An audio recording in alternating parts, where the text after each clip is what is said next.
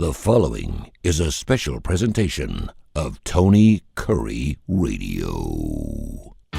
Keep your mission on your mind and your mind on your mission. This is Mission Minded with Michael Coleman. Welcome back to Mission Minded. Keep your mind your mission on your mind. He is Michael Coleman, CEO of the Heart of Alabama Food Bank. We do a little show here about business. It started off as a kind of a non-profit thing. We do another show called Bite by Bite, which is specific to the needs of course, the Feeding America and Heart of Alabama Food Bank, which you can hear right here on our host of Tony Curry radio stations right after the show. It's a little shorter program. But today we're going to be talking about something I know is near and dear to your heart. I know a lot of people are kind of hoping they just die off before it takes over the world, particularly if their job is being infringed upon by AI. And listen, it's here. It's not going away. It's moving super fast. I saw something on 60 Minutes. There was a show on it. The guy who works, I guess, for Google's AI generative services and stuff was just talking about, just how fast within the next 5 or 10 years, robots, the whole 9 yards. And I mean, it's the future is here. Okay, forget about flying cars. All right, we've got that. But just right off the top, your initial thoughts, because I know you use it almost every single day. You like to throw. You've actually thrown me a couple things for my job. It's just amazing because now whenever you get on Google, if you just pull up Google and you ask it a question, it's all AI generated. It's all and just a year ago it was not. And it's giving me, by the way. So for example, this past Wednesday, I take my son out to look at the tornado sirens, which are supposed to go off the first Wednesday of the month in the state of Alabama. And he's asking me, well, ask blah, blah, blah, blah. And I said, your questions are too specific, honey. I said, I can't. And he goes, just do it. And I did it. And sure enough, the question wasn't too specific. And I even said, okay, the siren that's in Greystone Farms, when does that thing go off? And it generated an answer that was from a new publication that just came out last week, that they're not doing it the second Wednesday every month and not the first Wednesday, because we're out there waiting for this thing to go off and it never did. And I said, there you go, there's your answer. And so we're going to be back out there this next Wednesday.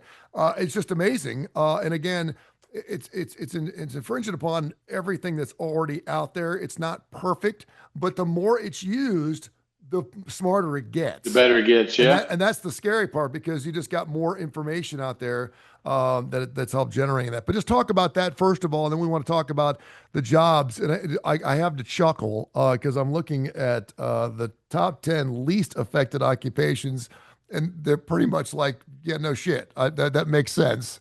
But the ones that are most affected are really, really interesting. But just kind of give us a general view of what your thoughts on AI. And I don't want people to think that if you're in college right now and you got a couple of years under your belt, you better start paying attention. Oh, 100%. So a couple of things I'll throw your way to illustrate for people how it is such it's a productivity tool like no other. And so I'll give you a quick example. So I did a survey. One of the requirements in our Feeding America contract is there's specific things our board has to do. And one is a board assessment every 2 years, and one's a board self-assessment. So the individuals have to assess themselves, and then another assessment that assesses the whole board. So I put those together. We tried to make it very easy. So I just sent them out as like surveys, so they can just click in it, answer some questions, hit submit, and it's all recording the information. Well, it's done through Microsoft, so it all downloads into an Excel file. So, let's say I've asked it 20 questions and I'm asking it among 30 people. That's a lot of data to individually manage, especially when you're trying to get trends. Like, one person says this isn't working, but one person doesn't determine a trend. So I downloaded the files. I didn't even look at them. I downloaded the files. I went to ChatGPT. I uploaded the file very easily. And I said, analyze this document for trends 5 seconds later, it printed out all the trends. X percentage of people feel this. X percent feel this. Good and it said positive trends, negative trends. Then it would say, do you want me to prepare this in a presentation style? I can do a PowerPoint or a PDF or whatever. And I can say, yeah, create a booklet for me. And it says analyze, boom, there it is. Now, that would probably be a 4-hour function to take those two sets of data uninterrupted and just looking through every single answer, highlighting things, going back, trying to recalculate it. But no, it did an analysis and spit it all out in a matter of seconds. Our Bloomerang, we use the company Bloomerang for our database management system. And we like the system, but lots of times there's features that maybe you don't use all the time. And so usually anytime there's something new you're trying to or create a specialized report, you have to go in and try to figure it out. You can spend an hour there just trying to figure out how do you do it? Or you can set up a time to meet with Bloomerang. And this is the specificity you're talking about. So I said, I need to know how to create a report for new donors from this month that give a minimum of this. Very, very, and then boom, it spits it out step by step how to do it. So I'm already, by the time it would have taken me to figure out how to do that, I've already printed it and I've already worked with the data. Mm-hmm. This kind of the game-changing quickness and speed. And it's good that you say the specificity because, just this morning I was bringing a guy into work. A guy in that I know in the community. And I'm like, you know what? I really want to make some challenging questions, some scenario driven, so I said, I have a young executive coming in to discuss a potential position doing these things. I need to know if he can handle stress. Can he work independently? I just typed it out, whatever was in my head. Mm-hmm. And it printed me out a very nice chart that said, these are 8 characteristics you want. Here's scenario questions, on and on and on. Everything I want to do in my business, almost, it spits out for me. Now, that's what I'm saying. It's such a game changer. Well, what's the effect of that? Well, as AI grows, like you're talking about, and like this survey points out, you're going to be able to do a lot of things that normally you would have to hire an assistant for. Or if I'm a development director, maybe I would have to have somebody. You still have to have people who physically go out in the community and talk. But all the data stuff, all the know-how, all that kind of lower level employment, lots of times you can hire. Now you could be much more productive with a system that's at your fingertips whenever you're ready to discuss these things. And what's so interesting, when I sent you this top 40 most affected occupations by generative AI, it's a lot of things that, of particularly intellectual ability, like mathematics instructors, political scientists, technical writers, historians, interpreters, and translators, on and on and on. Now I'm fixing to. This just popped in my head. I want to jump to it. So this morning we had a Rotary meeting this morning, and Faulkner University, which is a local university in Montgomery, came, and the president. I've known the president for about 15 years. He came to do a presentation on all the great stuff they're doing. What was so interesting was he brought a new guy named Tommy Lee Washington. And Tommy Lee Washington was a senior graphics designer and worked 30 years for ESPN. So the SEC channel on ESPN, all the graphics, he led the effort on all of that. Oh. Well, now he's at Faulkner, Mhm. and he's bringing about a master's program or professional programs in graphic television, media production, all that kind of stuff. Every one of his classes, he starts with, here's how you do it. But every single class, he incorporates AI with it, because he said if they don't, they're already behind the power curve when they start doing it. Because everybody, and he used an example. He said, "What if and he just took this image. He said, I want to see this image on a milk carton sitting on a shelf of a grocery store. 5 seconds later, you have the image. Think about what a marketing team would have normally had to do if somebody calls up and says, hey, I want to do a milk carton campaign. You know, the old milk carton where they had missing children. Sure, yeah. Yeah, they post that. I don't know if all of our audience, depending on how old they are, will remember that. But if you wanted to do that, have a milk carton campaign, and you're like, well, what would it look like? What would the shape need to be? And for you to just type it in and create an image, sometimes that would take, if you called a marketing company, they'd send you maybe 3 or 4 different proofs, but it could take them a week to put it all together. Yeah. And now it's all at your fingertips in a matter of seconds. That's the impact. So if you're in graphic design, if you're in whatever, I mean, the question is, do I need a graphic design degree? Maybe. You know, there's some things that I need to know about underneath AI. But if I'm just a single person in a nonprofit and I'm like, I can't get good graphics, I can't do, it's all right there. You don't have to know anything about graphic design. You tell it what you need and it produces it. And it's just a world that a lot of people are adapting to.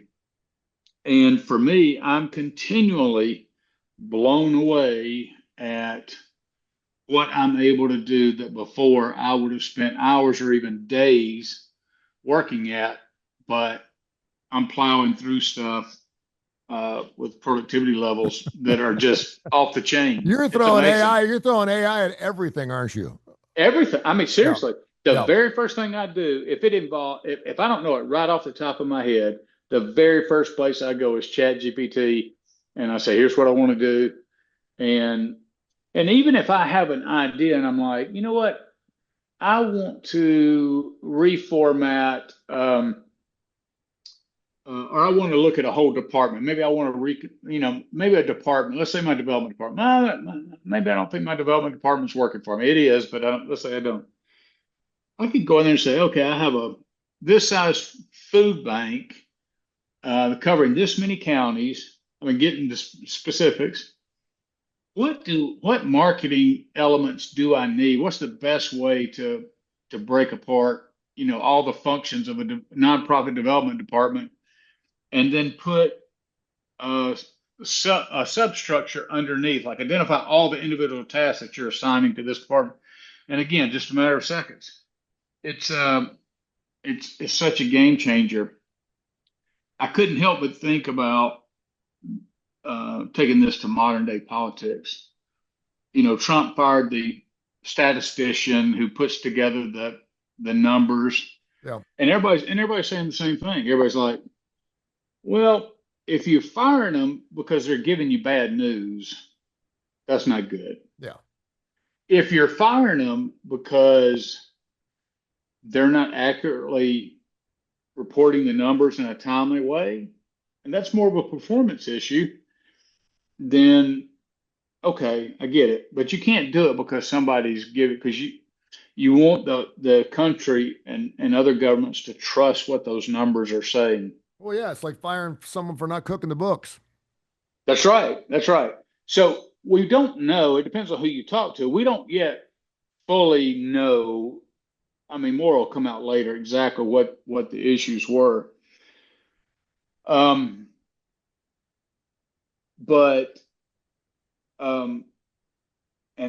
I'm so sorry. I sat right there and I was going right down that pathway and I completely lost my thought. It's going to jump back over me just a second. Jump in there. No, it's okay. And because I wanted to back up just a little bit because Your least effective occupations are obviously things that you need a human for.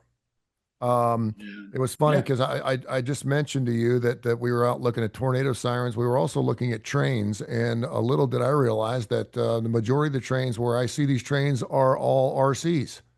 They're all remote Yeah. control. Yeah. I never realized that something that weighs 366,000 pounds pulling 200 cars could actually be radio controlled. There was no person in the train. I was like waving and trying to get him to honk the horn. There was nobody in there, Yeah. which is Yeah. crazy. Yeah.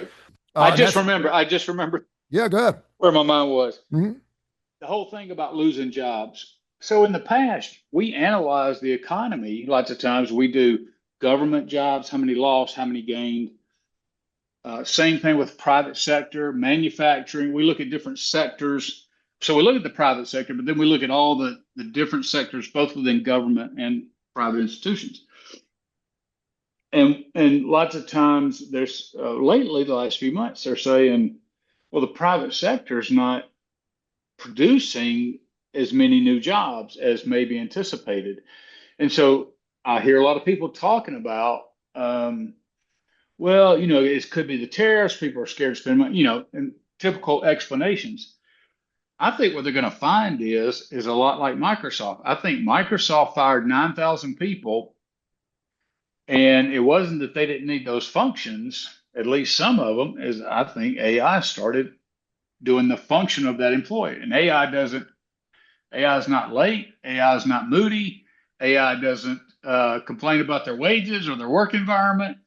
You know, AI is just there and it gives you something quick. And I think what you're going to see is, at least to some degree, some people like myself. I mean, if I not fire people, but if I could replace positions just by increasing productivity in other ways, I would certainly look at that. And every sector is going to be looking at that. So I think you're going to see at least a dip. I'm not saying a negative feature. You're going to see a dip in what would otherwise have been produced because you're not going to need as many people in the workforce to do some of those things that now AI can do. And it's just going to become ubiquitous to where the average Joe, like you said, right now, when you put something in Google, you're used to we're both used to the old Yeah. Google. Mhm. And the very first thing that comes up now is the generative AI.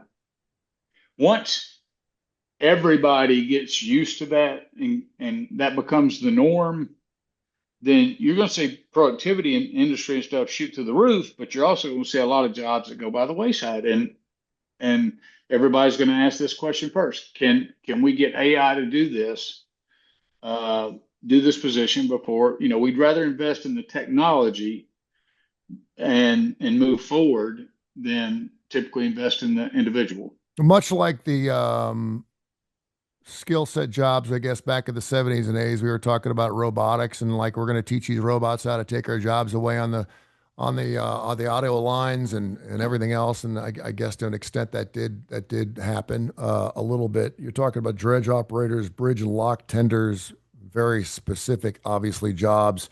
Water treatment plant system operators, rail track laying, pile drivers, floor sanders, orderlies, motorboat operators, and logging equipment operators. These are all people that obviously you have to have some brawn, you have to have some skill, and I guess you could teach AI how to do all of these jobs. I mean, if you go to San Francisco right now, and I saw a story, roughly 33% of all the crane operators out there in San Francisco are right now being run by RC. There's Yeah. not, and you would think to yourself, there's got to be someone operating this crane, right? There's got to be someone loading up these ships, but it's all done strategically because they know where the buys-alls and the boxes are where they're supposed to be. The crates are the containers, then they're going to get on the right ship. Well, think about this. I mean, this has been going on I've seen, this was over a decade ago. I mean, it could have been 15, 20 years ago when GPS, and Clinton was the first one that legalized the GPS or outside of the military, made it available. Mhm. And, that's all the kind of stuff we take for granted. It was really a commercial boom to be able to do that. Because without being able to have commercial satellites and GPS and all that kind of stuff, we wouldn't have the Googles today and the street maps and all the things that everybody knows. That was a huge game changer, along with this. So you could see them conceivably. I look at, well, yeah, somebody's got to do railroad ties, and somebody's got to do street repairs, and but they can build a machine that can see the railroad, can go and test each spike or test each railhead. Just like right now, you remember when the Roomba first came out? Everybody's like, oh, an automated vacuum, and it would bump into something that comes out and it turns. But now they have them where they map your whole room for you. I got one in the kitchen. Yep. So they're mapping it for you. And so they know exactly where it's been, where it's going. It's not just, so you see that type of advancement. Well, just think about it. I saw, because I love this kind of stuff. I see so much of this kind of stuff because I love it. It was one truck driver, and I want to say it was either in Sweden or Denmark, somewhere in the Nordic countries. It was a road repair. And so big truck, it was almost like what we would look like a garbage truck. Mm-hmm. And it would drive and it would come to the pothole in the road, and it would an arm would extend out and it would sweep or vacuum or move any loose debris.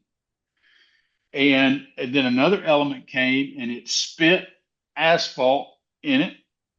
And then the third one, it mashed it down, and the truck went zzz. Now, how many times have you and I been riding down the road? You got 2 guys on the pothole and 4 guys standing around guiding traffic or watching traffic. Sure. Yeah.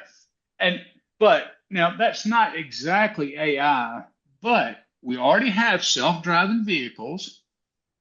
Out in California, especially, they have a lot of self-driving Teslas and taxis and everything else. So if you begin to see what could happen is automated trucks that would just be going down the road without a driver, analyze, see a pothole, fix it, move on. I mean, it's really a George Jetson world. Yeah. That we're getting into. And the whole reason we're talking about this, not that it's just really cool, but look, I'm an old man. I mean, me and you, we're past our prime. We're just using it to help us right now. Yeah.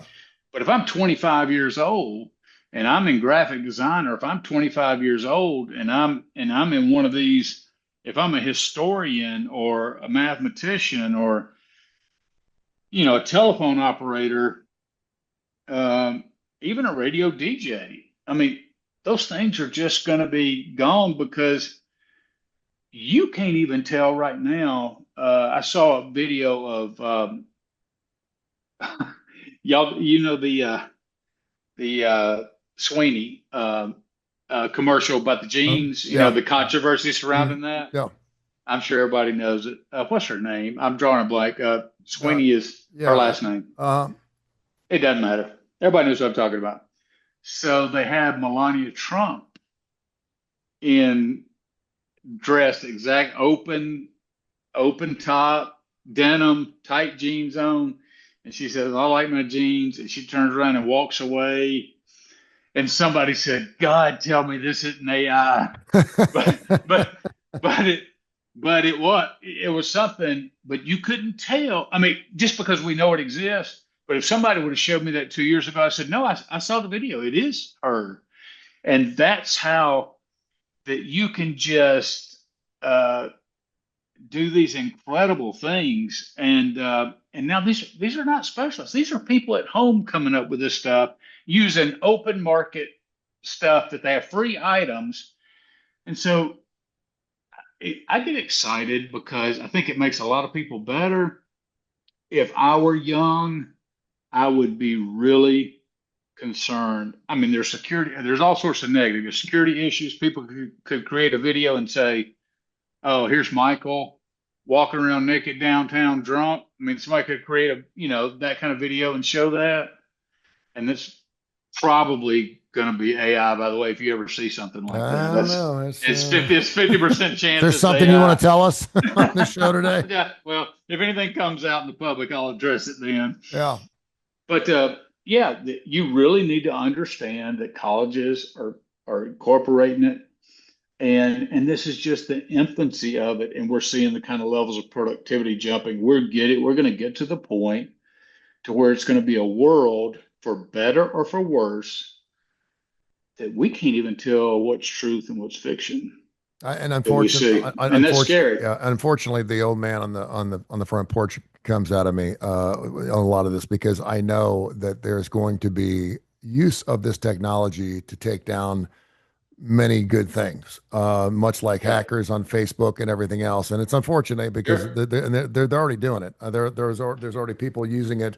How can we use this to steal, lie, and cheat our way through an easier way of life? And that's already happening. So interesting stuff. info@TonyCurryRadio.net. If you got any questions or any comments on that, info@TonyCurryRadio.net. Get on it. I know you're into it. I know you've tried to get me into it. I do look at it. It's a pretty amazing thing. And I would just hope that, we used to be able to go ahead and spend $5-10 on a guy down the hallway to write our thesis, our senior thesis. This feels a little like that. And I talked to my son who's going to Clemson, and he's like, Dad, I could get a picture. I get a paper written like within 10 minutes. All I got to do is and I'm like, how do and that doesn't do any good for any of us, because if you're creating this stuff and none of it's yours. And I actually heard a really good, interesting story on NPR the other day about pastors who are using AI to write their homilies. Oh yeah, sure. And 100%. A lot of people don't like that because that's something that needs to be heartfelt. That needs to be something that's between two individuals, two human beings, and for the most part, I think a lot of people feel like they can tell the difference. But yeah, if you're running a little late and you got 5 minutes and you're bound to be out there after the second reading coming up at 11:30 this morning, why not put something in the computer and see what it says? Yeah, 100%. Yeah, absolutely. Just kind of scary stuff. Great stuff, my friend. I appreciate you coming up here next, Bite by Bite, right here on Tony Curry Radio. Thank you, man. All right, guy.